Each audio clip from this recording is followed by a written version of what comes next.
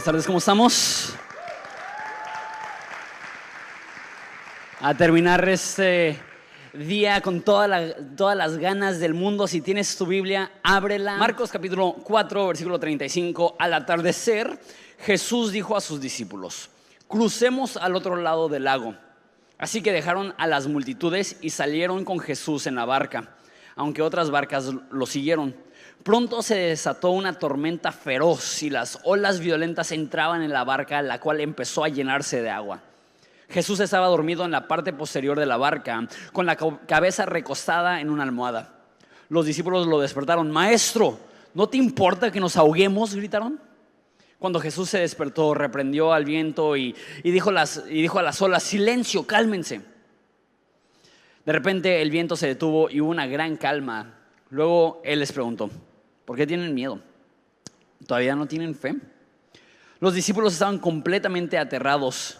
¿Quién es este hombre?, se preguntaban unos a otros. Hasta el viento y las olas lo obedecen. Padre, te damos gracias por la oportunidad de considerar tu palabra el día de hoy. Te pido que nos hables en nombre de Jesús. Amén.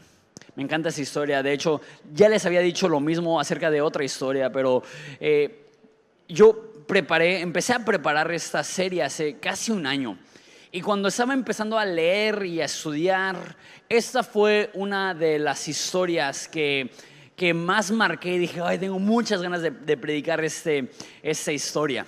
¿Por qué? Siento que en esta historia se ven reflejados 3 problemas humanos que realmente son comunes a cualquier persona.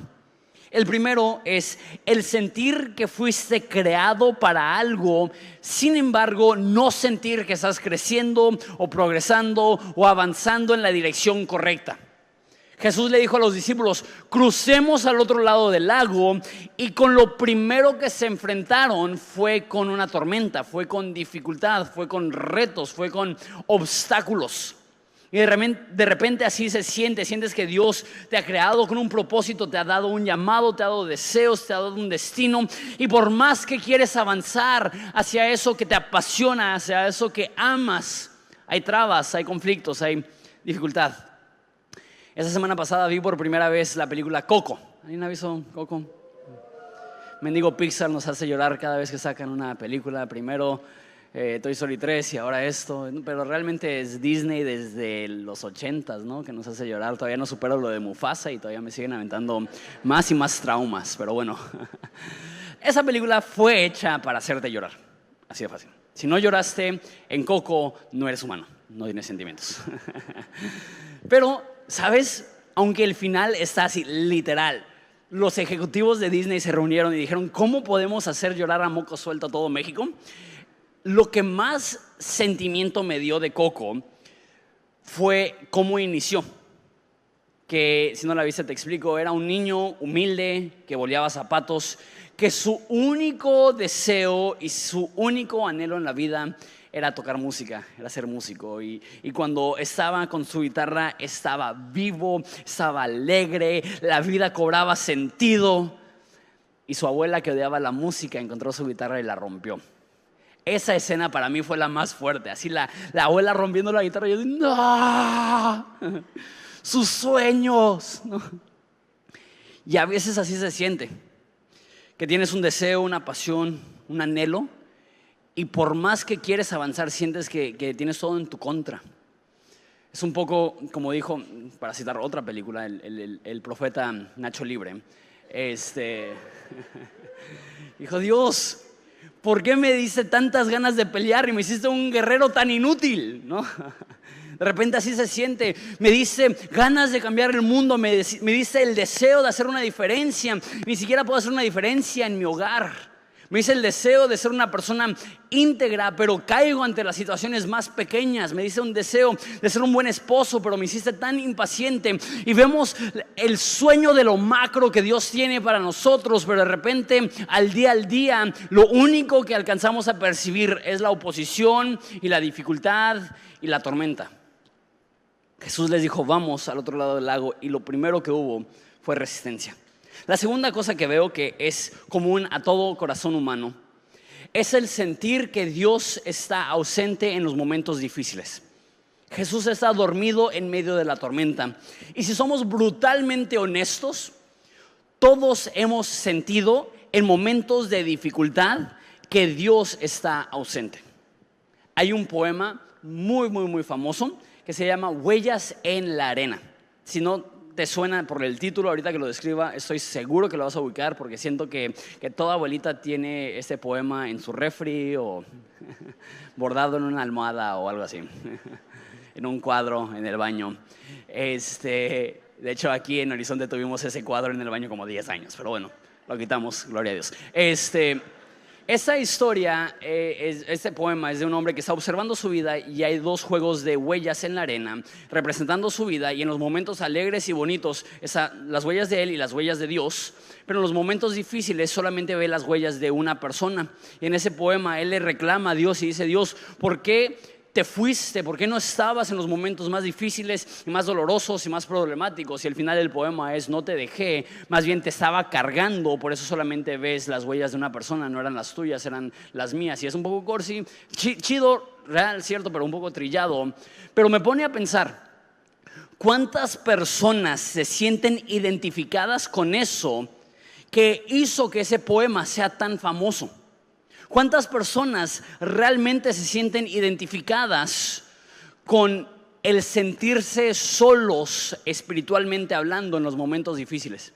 Que cuando más ellos levantan una oración al cielo en momentos de dolor o dificultad, más sienten un silencio divino que les hacen cuestionar si Dios realmente les ama.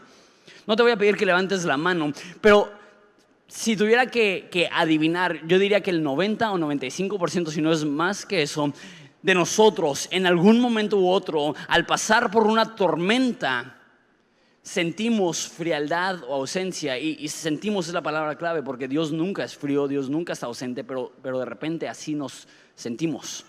Los discípulos dijeron: ¿qué no te importamos? Y a veces es lo que sentimos. La tercera cosa que veo aquí que es una condición del corazón humano súper común es el temor. Jesús le dice: ¿por qué temen? ¿Por qué no tienen fe? Y el mandamiento más común de la Biblia, más recurrente de la Biblia, es no temas. Porque el problema más común del corazón humano es el temor. Y la Biblia nos recuerda 365 veces no temas, porque todos los días del año necesitamos un recordatorio que Dios tiene el control y no tenemos por qué temer. Pero la realidad es que el temor es una realidad en los corazones de tantas personas, y muchas de las cosas que identificamos en nuestras vidas como cosas negativas realmente se derivan del temor. La ansiedad, el estrés, la preocupación, la falsedad, la hipocresía, todo eso es el resultado del temor, la falsedad y hipocresía, porque quizás estás intentando proyectar algo que no eres por temor a que no te acepten, por temor a que no te amen, por temor a que no te perdonen o lo que sea.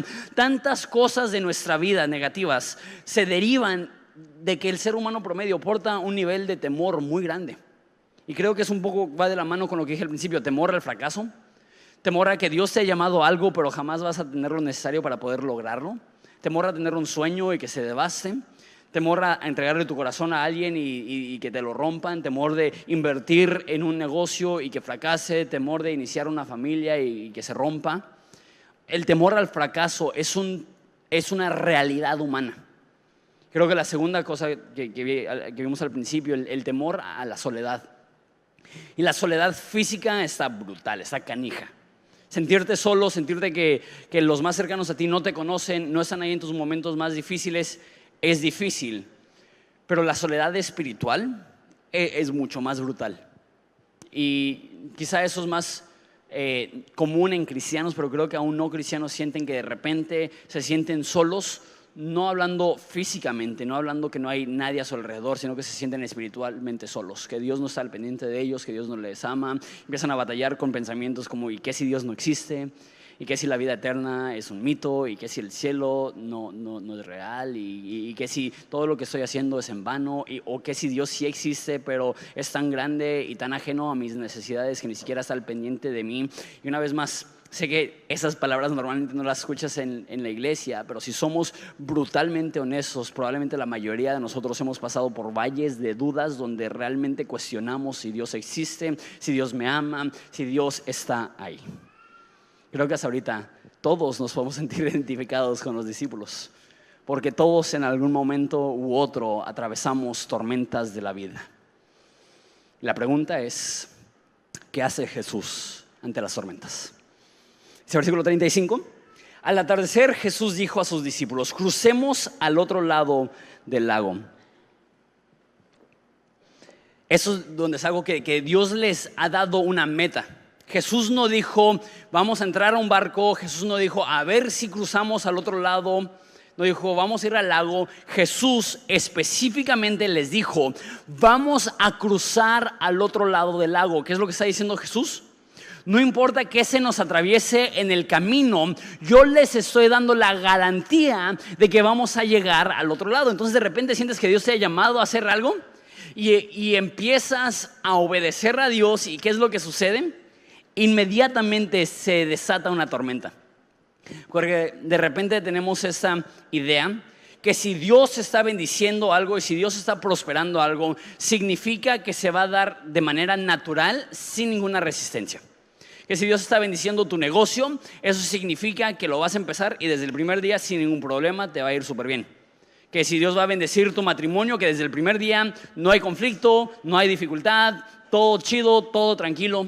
Que si Dios está bendiciendo alguna otra cosa, la evidencia que Dios está bendiciendo es que es fácil. Pero eso no es cierto. ¿Por qué? Creo que no hay llamado más grande en la historia de la humanidad que el llamado de Jesús de morir por los pecados de la humanidad. Y esa decisión fue acompañada por un dolor, por una tormenta, por una decisión sudando gotas de sangre de obedecer la voluntad de Dios aunque le costara la vida. A lo que estoy llegando es que si hay algo que tiene valor, va a tener un precio. No hay nada que valga la pena que no conlleve un sacrificio enorme. Hudson Taylor, un misionero a China hace 200 años, dijo esto: lo que cuesta poco vale poco y lo que cuesta mucho vale mucho. Y si quieres algo valioso nos va a costar. Si quieres un matrimonio sano te va a costar. Si quieres una vida espiritual sana te va a costar. Si quieres una economía sana te va a costar. Y lo que pasa es que nos agarran con las manos en las bolsas, nos agarra un poco desapercibido a la realidad de que el hecho que haya dificultad no significa que Dios no te haya llamado a hacerlo. Al contrario, muchas veces el llamado que Dios nos hace va acompañado con un paraguas, para la tormenta, ¿no? Que Dios te llama y desde el primer minuto que te llama, Él entiende que va a haber contratiempos y dificultad y tormentas y obstáculos. Pero Jesús les llama de todos modos. Ahora, yo creo que hay personas aquí maduras que entienden que la vida es un reto. Que hay dificultad en la vida, no importa qué es lo que hagas, es un reto. Y quizá tú dices, no, pues yo no le saco a eso.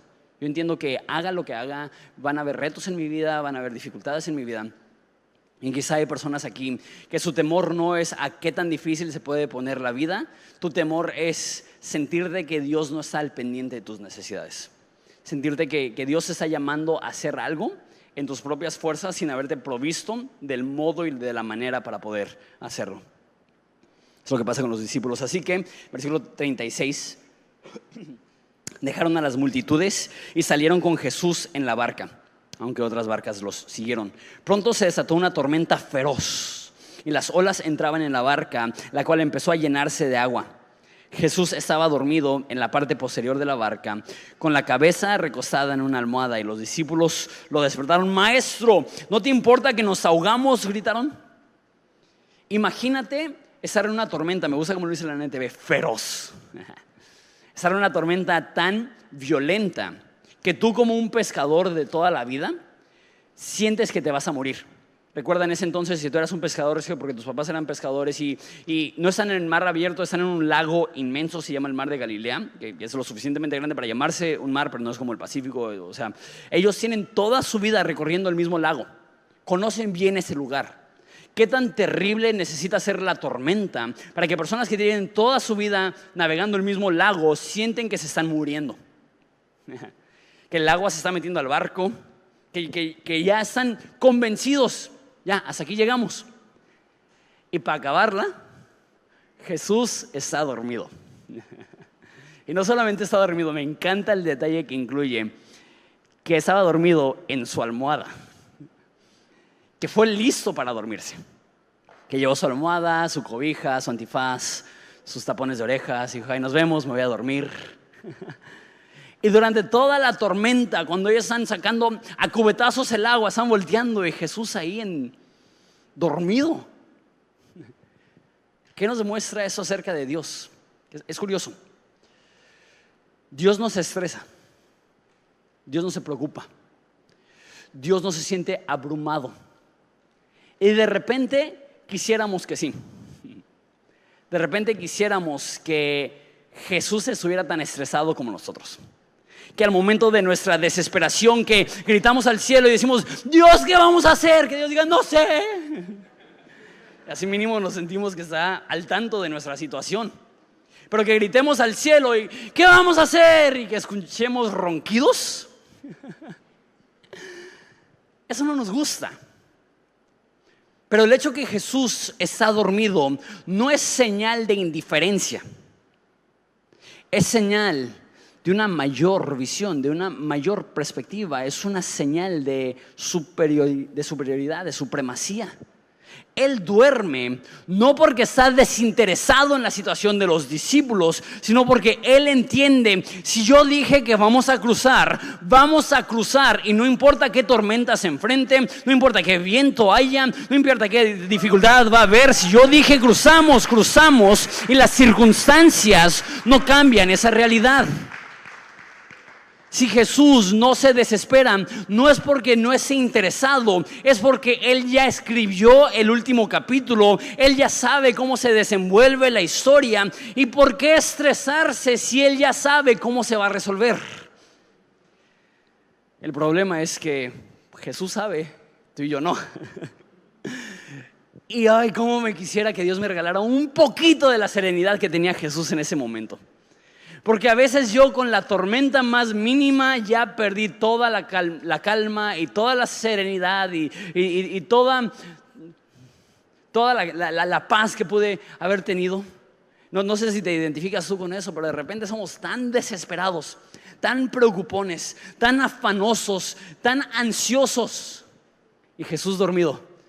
Y digo, ay, dame poquito, ¿no? Así necesito aprender a ver la dificultad y ver la tormenta con la misma serenidad que Jesús y saber si Dios me dijo vamos a atravesar, está bien que haya una tormenta, está bien que haya obstáculos, está bien que haya contratiempos, porque a fin de cuentas su palabra es la que cuenta y Él ya nos dijo vamos a ir al otro lado.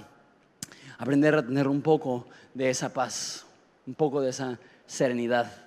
Ahora los discípulos le dicen, y es para mí también un poco chistoso, más que nada porque conozco mi vida. Y yo cuando recién empecé a leer la Biblia, cuando tenía unos 17, 18 años, leía los evangelios y veía de manera despectiva a los discípulos. Como, ay, qué tarados, ¿no? Así como que pensando, si yo hubiera estado ahí, yo no hubiera reaccionado así. Ese es el orgullo de un adolescente, ¿no? El orgullo de una persona de 18 años que ves esa historia y dicen, ¿cómo se atreven a dudar del amor de Dios en ese momento? Pero ahora ya casi treintón, que se escucha horrible decir eso, pero ya después de haber atravesado algunas tormentas en mi vida, me doy cuenta que yo hubiera hecho exactamente lo mismo. Yo hubiera estado igual de desesperado. Yo hubiera sido el primero en decir, Dios, ¿que no te importa que nos vamos a ahogar? Porque nunca es lo ideal. Pero es una realidad humana que cuando hay tormentas en la vida, la reacción es mirar al cielo y decir, Dios, ¿por qué? Como digo, es humano. ¿Tú crees que los discípulos realmente dudaban que Dios les amaba? No, ellos sabían, más que tú y yo, del amor de Jesús. Ellos conocían a Jesús. No es que realmente dudaban, es que temporalmente su circunstancia tenía más volumen que su convicción. No sé si alguna vez ha pasado eso. En lo más profundo de tu corazón, en lo más profundo de tu ser, tú crees, pero de repente tu circunstancia está gritando tan fuerte que pierdes la calma y gritas al cielo y dices, Dios, ¿dónde estás? Me encanta la honestidad de la Biblia, porque sé que dice el Evangelio según San Marcos, porque Juan Marcos lo escribió, Pero nos dice la historia cristiana que Juan Marcos lo escribió basado en el relato de Pedro. Entonces, cuando leemos el libro de Marcos, realmente deberíamos de tener el filtro de eso es lo que Pedro le contó a Marcos. Y se me hace muy chido de parte de Pedro, que al estar narrando él la historia de la tormenta, no dijo, ¿sabes qué? Hubo una tormenta y fuimos valientes y no pasó nada y teníamos confianza en Dios y salimos adelante y todo bien. Me encanta que tiene la compasión para nosotros de decirnos en el momento más oscuro de la tormenta, le gritamos a Dios, le dijimos, ¿dónde estás? ¿Por qué no me amas? ¿Por qué estás dormido? ¿Por qué? Porque esto le pasa al corazón humano. No es bueno, no es sano, no es lo mejor, pero pasa. Y me encanta que Jesús se levanta y no regaña a sus discípulos. ¿Sin quién te crees que eres para cuestionar mi amor? Se levanta y calma la tormenta. Amo esto. Se levanta y no reprende a sus discípulos, reprende a los vientos.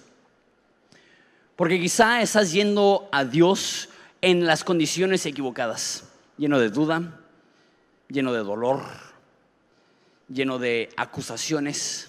Pero ¿sabes qué? Es mejor llegar a Jesús de la manera equivocada que no ir a Jesús e intentar rascarte con tus propias uñas y pensar que tú puedes salir adelante por tus propias cuentas. Qué bueno que los discípulos no siguieron remando y remando y remando, sino que dejaron sus remos y fueron a Jesús y dijeron, por favor, haz algo. Eso es lo que necesitamos entender. Quizá no entendemos todo, quizá estamos confundidos, quizá estamos dudando de Dios, dudando de su amor, dudando de su propósito, pero que eso no nos impida llegar a Jesús y decirle, Dios, por favor, haz algo. Se levanta en versículo 39. Cuando Jesús se despertó, reprendió al viento y dijo a las olas, silencio, cálmense por favor, por favor. De repente el viento se detuvo y hubo una gran calma. Ahora, tú y yo hemos leído tanto la Biblia que eso se nos hace normal, pero no es nada normal. ¿Alguna vez has visto a alguien gritándole al viento? ¿Qué pasaría si sales de aquí y en la esquina ves a una persona que está caminando y dice, viento, cállate? Lo metes a un manicomio. Eso no es normal. Como digo, de repente hemos leído tanto eso que sí, obviamente Jesús reprende al viento, pero eso es raro. Y si es raro, lo incluye Marcos intencionalmente, porque nos quiere enseñar algo. Esta frase ya lo usó Jesús palabra por palabra igualita. En Marcos 1, creo que 45, cuando expulsa el demonio de una persona en la sinagoga. Y le dice que reprende al demonio y le dice, cállate o silencio y sal fuera. Que sal fuera realmente significa déjalo en paz, que es la misma palabra. Cálmate, por favor. Y si recuerdan, esa palabra silencio es una de las palabras más fuertes que existen. Es un insulto, es una grosería. Y se lo dice el demonio, pues porque Jesús le puede decir groserías al demonio. Pero literal, la palabra silencio ahí es pon un vocal en tu boca. El equivalente, de hecho, probable aún más fuerte, pero sería como cállate el hocico. Eso es lo que dijo Jesús. No significa que tú se lo puedes decir a tus hijos, a tu esposa, no. A demonios sí, familiares no. ¿Por qué Jesús está hablando de esta forma a los vientos? A no ser de que quiere disparar nuestra mente a esa historia que ya nos dijo, y que Jesús tiene la misma actitud hacia la dificultad que tiene hacia los demonios, porque eso es lo que creo que está enseñando aquí. Que de repente asumimos que toda dificultad Dios la puso en nuestra vida para enseñarnos paciencia, para darnos más fe. Quizá la dificultad. Pero no cometas el error de creer que Dios es el autor de maldad. No hay nada malo en tu vida, y hablando de malo no de difícil, no de negativo, hablando de malo de una maldad, de una injusticia. No hay nada de ese estilo que Dios ha colocado en tu vida. De repente usamos la palabra soberanía. Dios es soberano y las personas dicen, eso significa que todo lo que sucede es la voluntad de Dios. Eso no es lo que enseña la Biblia. La Biblia dice que la voluntad de Dios es que nadie muera y que todos tengan vida eterna. ¿Eso pasa? No. Que Dios odia la muerte, por eso mandó a su Hijo, para salvarnos de la muerte. Porque de repente escucho a personas que dicen, sí, cuando Dios le dio cáncer, yo digo, ¿sí? ¿Dios le dio cáncer? Sí, Dios se lo llevó, ¿no? Cuando fallece alguien. Dios se lo llevó, y en un sentido quizás sí, pero en el sentido más franco, más honesto, más directo, Dios no es el autor de muerte. La Biblia dice eso, de pasta a pasta. Dios no es el autor de confusión. La Biblia dice eso, de pasta a pasta. Dios no es el autor de enfermedad. La Biblia dice eso, de pasta a pasta. Y Jesús no se levanta y dice: hey, tranquilos, es la voluntad de Dios que haya tormentas.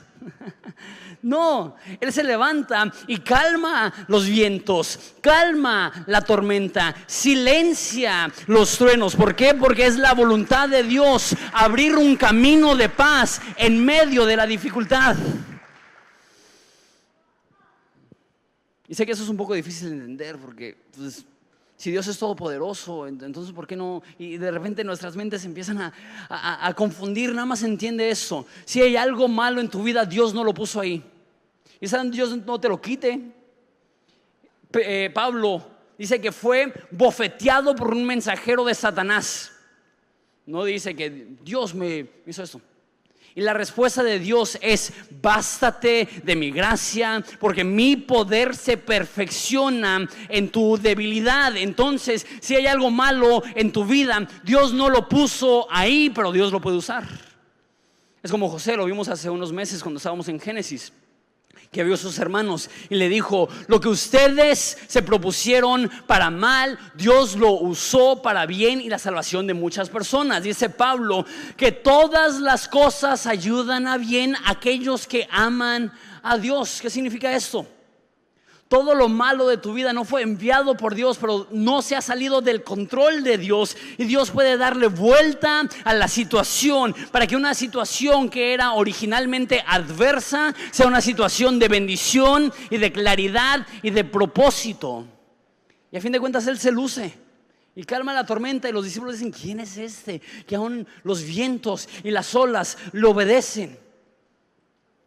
Aprendamos a no echarle la culpa a Dios por las cosas malas de la vida. Al contrario, como los discípulos, a correr a Jesús y decir: Jesús, si tú no me rescatas, no tengo esperanza.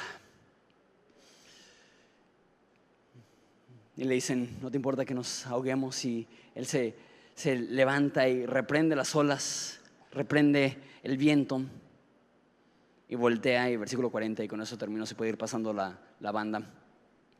Dice en versículo 40: luego Él les preguntó: ¿por qué tienen miedo? ¿Todavía no tienen fe? Que es curioso, porque lo que está diciendo de manera implícita es que en un extremo tenemos miedo y en el otro extremo tenemos fe.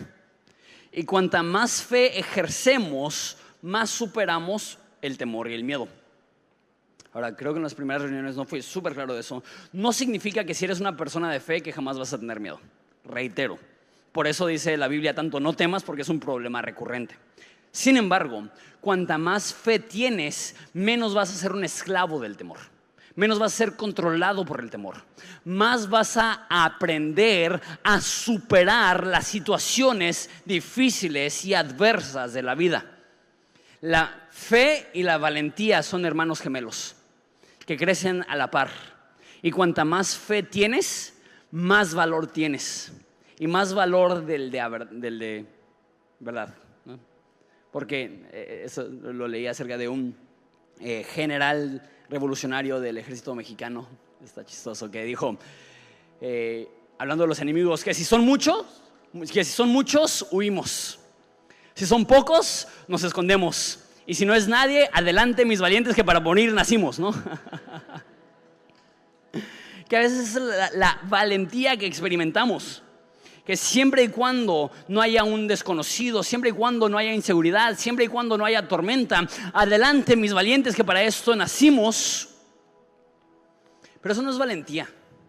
Valentía es decir: Dios nos llamó a cruzar este lago, y se enfrente lo que se enfrente, haya la tormenta que vaya a haber, haya el reto, a la dificultad que vaya a haber. La fe me dice que la palabra de Dios tiene más peso que cualquier circunstancia que estoy atravesando, que su promesa es más fuerte que cualquier ola, que su voz es más fuerte que cualquier trueno, que cualquier dificultad. ¿Cómo vencemos el temor? Con la fe. Dice el versículo 41. Los discípulos estaban completamente aterrados y dicen: ¿quién es este hombre que hasta el viento y las olas lo obedecen? Qué curioso que tienen temor al principio de las olas y al final siguen teniendo miedo, pero no es un miedo malo, es un asombro. Dicen: ¿quién es este que aún los vientos y las olas le obedecen? ¿Qué nos demuestra esto? Hay dos tipos de temor: temor de Dios, que reconoce su poder, y temor de nuestra circunstancia, que rehúsa a ver la mano de Dios aún en los momentos difíciles. ¿Sabes cómo diferenciar el temor malo del bueno? El temor malo te paraliza, el temor bueno te levanta. El temor malo te cohíbe, el temor bueno te empodera. El temor negativo te hace dudar de la mano de Dios. El temor del bueno te recuerda que la mano de Dios está siempre presente, aunque no escuches su voz, aunque no sientas su presencia. El temor de Dios dice: Dios es tan grande que si aún las olas, aún los vientos, aún los mares lo obedecen, ¿de qué voy a temer? Que guardará en perfecta paz, dice la Biblia, aquellos cuyos corazones están dedicados a Él. ¿Tienes temor? ¿Sientes que Dios no te está respaldando? ¿Sientes que Dios ha llamado a algo que va mucho más allá de tu capacidad, tu habilidad? Ten un poco de fe, que si Dios te ha llamado, no te ha llamado para dejarte a medio camino, para hundirte a medio lago. Él ha prometido que Él estará contigo y te llevará al otro lado del lago, respaldándote y ayudándote, aunque no lo veas, aunque no lo sientas. ¿Sientes que Dios se durmió en tu vida? No está dormido. No confundas su paz, su serenidad y su silencio como indiferencia. Él no es indiferente, Él está tranquilo, porque Él ya escribió el último capítulo de tu vida y Él sabe que todo va a estar bien. Y cuando aprendemos a poner nuestros ojos en ese que tiene control sobre el universo, en vez del temor y el problema, podemos decirle a nuestro problema: no me vas a atar. ¿Por qué? Porque tengo un Dios que es más grande que mi problema. Que podemos ver a la tormenta: no me vas a quitar la paz, porque he aprendido de mi Dios a estar en perfecta paz, sin importar mis circunstancias. No sé si sientes que has atravesado una tormenta. No sé si sientes que Dios no está tan cerca como quisieras. Es la fe, es la fe. Es creer aunque tus ojos no lo vean, aunque tus circunstancias griten otra cosa. La fe dice: la voz de Dios tiene más peso que la tormenta que estoy atravesando. ¿Por qué no te pones de pie y cantas con nosotros que con su poder se rompen cadenas? Que Él es quien hace temblar el cielo y la tierra, que en Él podemos tener esperanza contra esperanza, que sabemos que Él nos está llevando en sus manos sin importar la circunstancia en la cual nos enfrentamos. No sé si lo...